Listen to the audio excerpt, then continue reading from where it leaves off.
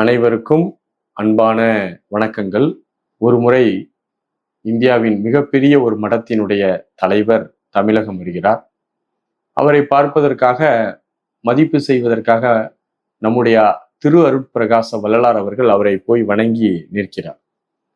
அப்போது அந்த பெரியவர் சொல்றாரு, உலகத்தினுடைய மிகப்பெரிய ஒரு தாய்மொழி சமஸ்கிருதம் என்று கூறுகிறார்.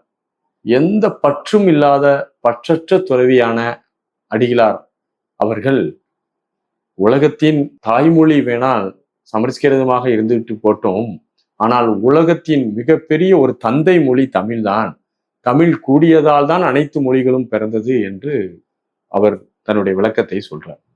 பற்றற்ற துறவிகளுக்கும் கூட பற்றை தருவது நம்முடைய மொழி, தாய்மொழி. என்ன, தாய்மொழி ஒவ்வொருத்தருக்கும் சிறந்தது. ஆனால் நம்முடைய தாய்மொழியான தமிழ் மொழி உண்மையிலேயே ஒரு முக்தி பெற்ற மொழி. மற்ற மொழிகளுக்கு இல்லாத பெரும் சிறப்பு இந்த மொழிகளுக்கு இருக்கிறது. நம்முடைய மொழியில தான் உயிர் மெய், உயிர்மெய், ஆயுதம் என்ற பாகுபாடுகள் எல்லாம் இருக்கிறது. ஒரு மனிதனுக்கு எப்படி உயிர் முக்கியமானதோ அதே போல நம்முடைய மொழிக்கு ரொம்ப முக்கியமானது நம்முடைய உயிரெழுத்துக்கள். உயிரெழுத்துக்கள் 12 எழுத்துக்கள். அதுல ஒவ்வொரு எழுத்துக்களுக்கும் பெரிய பெரிய வரலாறும் மிகப்பெரிய ஒரு பின்னணியும் இருக்கின்றது. உதாரணத்திற்கு சொல்வதென்றால் அகரம் உகரம் என்ற 2 எடுத்துக்கொள்வோம். ஆ உ இதை தமிழ்ல சொல்லும் போது 8 2 சொல்வாங்க. 8ம் 2ம் தெரிஞ்சால் அறியாத பெண்ணும் கறி சமைப்பால் என்ற ஒரு பழமொழியும் நம்முடைய வழக்கத்துல இருக்கிறது. அகரம் என்றால் அண்டத்தை குறிக்கக்கூடியதாகவும், உகரம் என்றால் உலகத்தை குறிக்கக்கூடியதாகவும் இருந்தது. அகரம் என்றால் உடலை குறிக்கக்கூடியதாகவும், உகரம் என்றால் நம்முடைய உயிரை குறிக்கக்கூடியதாகவும் சொல்லப்படுகிறது. அகரம் என்றால் அமுதத்தை குறிக்கக்கூடியதாகவும், உகரம் என்றால் உப்பை குறிக்கக்கூடியதாகவும் இருக்கிறது. இப்படி பல பரிபாசைகள் இந்த அகர உகரத்தில் இருக்கிறது. இதுல நிறைய ஒரு செய்திகளை நம்ம உள்ள அடுக்கிக்கிட்டே போகலாம். தமிழ் மறை நூல்கள், தமிழ் மொழி குறித்த ஆராய்ச்சி நூல்கள் பல வகையிலும் சொல்லப்படுகிறது. நம்ம ஊர்ல கூட ஒரு அழகான ஒரு பழமொழி சொல்லுவான், ஆனா ஊனா இவன் பெரிய ஆளுன்னுப்பா. உண்மையிலேயே அகரத்திற்கும் உகரத்திற்கும் ஒருவன் விளக்கம் தெள்ள தெளிவாக தெரிந்து கொண்டால் அவன் உண்மையிலேயே பெரிய ஆள் தான். அதனால நம்முடைய உயிரெழுத்துகள், மெய் என்ற ஒரு எழுத்துகள் இருக்கிறது. மெய் என்றால் நம்ம புள்ளி வச்சு எழுதக்கூடிய எழுத்துகள். இந்த மெய் என்றால் என்ன? உண்மையிலே இந்த உடலுக்கு மெய் என்ற பெயர் இருக்கிறது. உண்மையிலே இந்த உடல் மெய்யானதா? இது நீட்டித்து நிலைத்து நிற்கக்கூடிய ஒன்றா? இது ஒரு குறிப்பிட்ட காலம் பிறந்து வளர்ந்து முதிர்ந்து இறந்து விடக்கூடிய ஒன்று. அப்ப எதுக்கு இந்த உடலுக்கு மெய் என்ற பெயர் வந்தது? ஒரு புள்ளி இருக்குது நம்ம உடல்ல. அந்த புள்ளி என்ன? அந்த புள்ளியை கண்டுபிடிக்கிறது மிகப்பெரிய விஷயம். அது பரிபாசையா தான் நம்முடைய மொழியையும் நம்முடைய ஆன்மீக மறை செய்திகளையும் நம்ம முன்னோர்கள் வச்சிருந்தாங்க. நம்முடைய மொழியின் ஊடாடவே வச்சிருந்தாங்க. 5 எழுத்திலே பிறந்து 5 எழுத்திலே வளர்ந்து 5 எழுத்தை ஓதுகின்ற பஞ்சபூத பாவிகால் 5 எழுத்தில் ஓர் எழுத்தை அறிந்து கூற வள்ளீரியில் அஞ்சல் அஞ்சல் அஞ்சல் என்று நாதம் அம்பலத்தில் ஆடுமே என்று சொல்லியிருக்கிறார்கள். 5 எழுத்து என்னது? ந ம சி வ ய. ந என்னது? புள்ளி ஏற்கும். புள்ளி வச்சா இந்தா மாறிடும். ம புள்ளி வச்சா இம்மா மாறிடும். சி புள்ளியை ஏற்காது. ஏ புள்ளியா இருக்கும், ஈயா மாறிடும். வே புள்ளியா இருக்கும், இவ்வா மாறிடும். ஆனா சி புள்ளி இருக்காது. அப்ப புள்ளி அப்படிங்கிறது என்ன? அதுதான் மெய்ப்பொருள் ரகசியம் என்று நம்முடைய முன்னோர்கள் சொன்னார். புள்ளியை குறித்து நிறைய சொல்லப்பட்டிருக்கிறது. அப்போ இந்த புள்ளி அப்படிங்கிறது இந்த உடல்ல எங்க இருக்குது? நமச்சிவாய என்ற எழுத்துல ந மண்ணு, ம நீர், சி நெருப்பு. இந்த நெருப்பினுடைய அம்சம் இந்த உடல்ல எங்க இருக்குன்னு நம்ம கண்டுபிடிக்கணும். இந்த உடல்ல நெருப்பினுடைய அம்சம் எங்க இருக்குன்னு பாத்தீங்கன்னா நம்முடைய கண்கள் தான் ஃபயர் எலிமெண்ட். இந்த கண்கள்ல அந்த புள்ளியை பார்க்க முடியும். ஏன்னா அந்த கண்ணுல வெள்ளையா இருக்குல்ல, அது தந்தையினுடைய விந்து. அதுல பிரவுனா இருக்கிறது தாயினுடைய சுக்கிலம். அதுல புள்ளியா இருக்குது பிரபஞ்சத்தினுடைய ஒரு துளி, ஸ்பேஸ் எலிமெண்ட். அந்த ஸ்பேஸ் எலிமெண்ட் இங்க இருக்குது. அந்த ஸ்பேஸ் எலிமெண்ட் இங்க கண்ணுல புள்ளியா இருக்குது.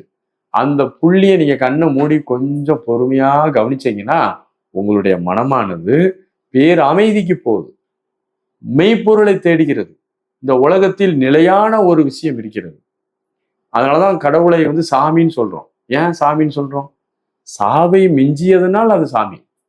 அப்போ இந்த உலகத்துல ஒரு மெய்ப்பொருள், அழியாத வஸ்து இருக்கிறது. அது நம்முடைய கண்களில் இருப்பதாக நம்முடைய பல சித்தர்களும் சொல்கிறார்கள். இது நான் என்னுடைய நான் எடுத்துக்கூட்டிலாம் சொல்லலை. நம்முடைய மறைநூல்கள்ல ஊடாடி கிடக்கக்கூடிய விஷயங்களை, கேள்விப்பட்ட விஷயங்களை, வாசிச்ச விஷயங்களை உங்கள்கிட்ட பகிர்ந்து கொள்கிறேன்.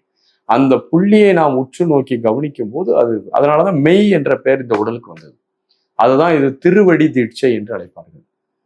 திரு திருன்னு முழிக்காத, கண்ணும் கருத்துமா இரி, கண்ணென தகும், கண் கூட்டல் அவன் கணவன், கண் கூட்டல் பதி கணபதி, இப்படி பல பெயர்கள் கண்ணை மையப்படுத்தி கண் கூட்டல் அவன் கண்ணன், இப்படி பல பெயர்களை நாம் கண்ணுக்கு முக்கியத்துவம் கொடுக்கிறோம். இருவிழி தன்னில் ஒன்றிடம் என்ன அருள் தரும் ஆனந்தம் அழுத்தியின் செவியல் என்று அவை பெருமாட்டி சொல்கிறார். ஒரு எக்ஸாம்பிளுக்கு சொல்றேன். இது போல எண்ணற்ற பாடல்கள் கண்ணை பற்றி பாடல்கள் இருக்கிறது. அடிகளார் பாடி இருக்கிறார், எல்லாருமே பாடியிருக்கிறார்.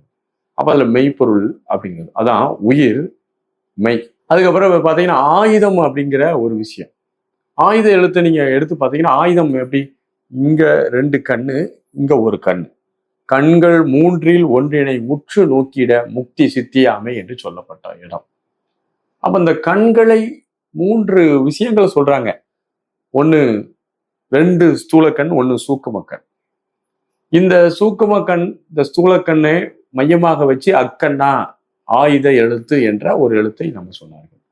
ஆகவே நம்முடைய முன்னோர்கள் அனைவரும் மிக தெளிவாக இயற்கை விஞ்ஞானத்தையும் தமிழ் மொழியையும் கலந்து அதில் ஆன்மீகம் பார்த்தவர்கள் தமிழர்கள். அந்த ஒரு மிகப்பெரிய பேர் வேற யாருக்கும் எந்த ஒரு மொழிக்கும் கிடையாது. அதனாலதான் பற்றற்ற துறவி கூட பற்றுடையவர்களாக இருந்தது எதுல, தமிழ் மொழி மீது பற்றுடையவர்களாக இருந்திருக்கிறார்கள். ஆகவே உயிர் மெய் ஆயுதம் என்ற இந்த 3ம் தமிழ் மொழிக்கு கிடைத்த மிகப்பெரிய ஒரு பிரம்மாண்டமான ஒரு வரம். இதை நாம் பெற்றிருக்கின்றோம். இதை குறித்து இப்ப நான் சொல்றது முழுமைப்படுத்தப்பட்ட விஷயமாக இருக்குமான்னு எனக்கு தெரியாது. ஆனால் நம்முடைய தமிழ் சான்றோர்கள், தமிழ் மேல் விருப்பமுடையோர் அனைவரும் மீண்டும் மீண்டும் மீண்டும் இந்த மொழியையும் அது மொழிக்குள் ஊடாடி இருக்கக்கூடிய மறை அறிவியலையும் கண்டுணர்ந்து இந்த மக்களுக்கு இன்னும் மேலும் மேலும் பல ஆய்வுகளை சொல்ல வேண்டும். ஏனென்றால் நம்முடைய மொழியானது ஒரு முக்தி பெற்ற மொழி. அந்த முக்தி பெற்ற மொழியை நாம் பெற்றிருக்கக்கூடிய பெரும் பாக்கியத்தில் நாம் இருக்கிறோம். அனைவருக்கும் வாழ்த்துக்கள். நன்றி, வணக்கம்.